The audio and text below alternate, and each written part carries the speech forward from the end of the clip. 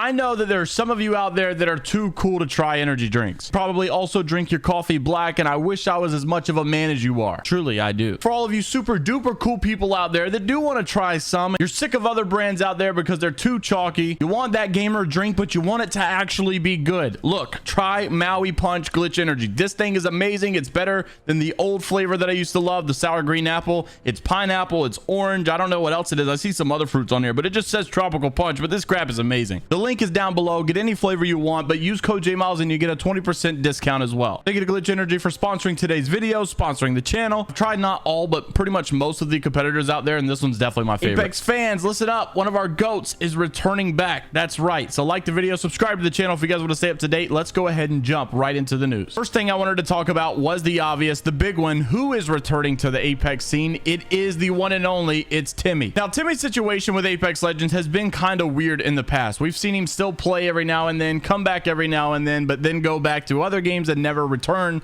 for maybe weeks or months on end. He never really made like a formal statement that he was quitting Apex Legends forever and not returning, but he's basically just kind of said he's wanted to be a variety streamer. But unfortunately, that variety kind of turned into every game but Apex, which is kind of weird because we all know and love him for Apex. Not only is he back playing Apex again, but he also kind of made a statement as to why he left to begin with and why he's kind of been, I guess, a little cold towards Apex. Over on my ALGS channel, along with a lot of other ALGS news, I kind of discussed the sad truth behind all of this. But in this channel, I want to just highlight the fact that I'm glad one of our GOATs is back. He is returning to Apex once again. Here's what Timmy had to say. Roll the clip. Apex, just curious. I don't know. There's a lot of reasons why I took a break. There's a lot of reasons. I mean, I think the main reason itself is, I think it's just the fact that I'm a gamer. I don't really care to play one game. Like, don't get me wrong. I love Apex. Apex is a great game. I blew up because of Apex. My whole career is, built because I succeeded in Apex. It doesn't mean that I wanted to be tied to Apex my entire life. I wanted to play other games. I wanted to play Valorant. We'll play Tarkov. Like, I want to be an FPS gamer, shooter, streamer, right? Like, I wanted to be kind of like how Shroud is, right? Like Shroud, yeah, like he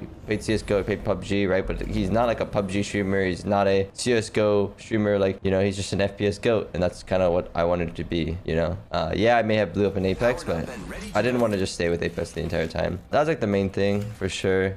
There's other things that were involved. Like, Apex wasn't really doing the greatest. Yeah, Apex wasn't doing the greatest. The content was getting stale. Rank wasn't feeling too good. I wasn't playing competitive anymore. There's all that other aspects. And then I think the other side, I was just unhappy.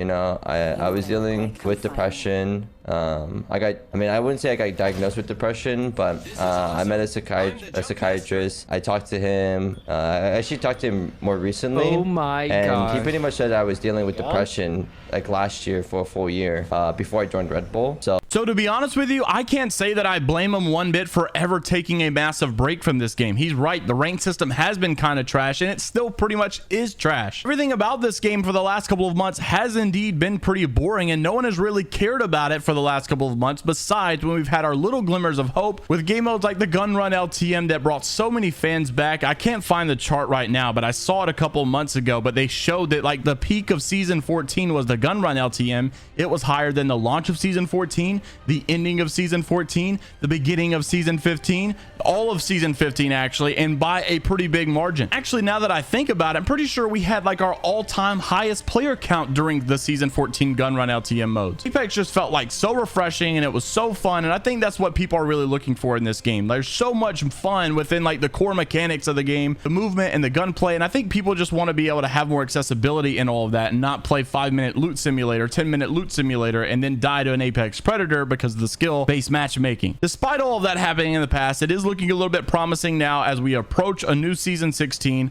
We have had all of these collection events. We have had all of these limited time modes, hardcore royale. We got a Valentine's Day mode coming up. We just had control mode again. There's like another heat sink or heat wave or something LTM coming very soon. Just literally so much going on in the next couple of months. I've been very excited to be a part of all of this, and it's nice to see that your big names like iiTzTimmy are returning back to the game throughout all of this. Hopefully Respawn can keep that up, and as we go into season 16, hopefully we do have some big changes that keep people around, because we actually had a little bit of a good pointed note that was made by another YouTuber. However, it was in another language and I had to translate it. If you guys speak this language, which I believe is French, then maybe you can give me a better idea as to what's being said or if I said anything wrong. But this is Google Translate. I thought this was a very fair point made by another YouTuber named Exo. Now, like I said, because it's Google Translate, what you're about to read doesn't really make sense, but you can kind of get the gist of what he's saying.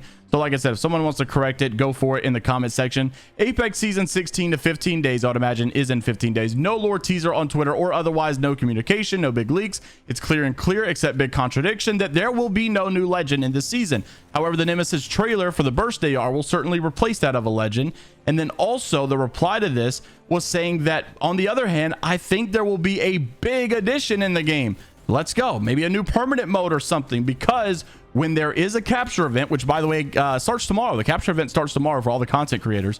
In a preseason, it has always been followed by a major addition. And it gives examples: Olympus, Stormpoint, Arena Mode, etc. So yes, we have a capture event that is coming up tomorrow. And normally when we have this, we have a big update or a very big event that is going on after the fact. Well, we just got a brand new map in Broken Moon this season. So they're doing another capture event, which makes people believe that there is going to be a big addition and a big promotion of whatever that it is that they're bringing permanently. I plan to talk about this a little bit more in depth in tomorrow's video, because a lot of people, I think, have forgotten the fact that arenas should be eliminated and removed from the game, and control mode is set to be replacing that in this coming update. Any things that point to that direction, but I want to kind of bring it back up because a lot of people have not been discussing it as of late, and I want to remind folks what it is that more than likely will be happening. Also in the news that I wanted to make mention of, Crown Rendo made a tweet this morning saying a new Apex update is staged for February the 2nd, the day after this actual capture event is going on, and this is most likely for the Olympus UI crash fix. If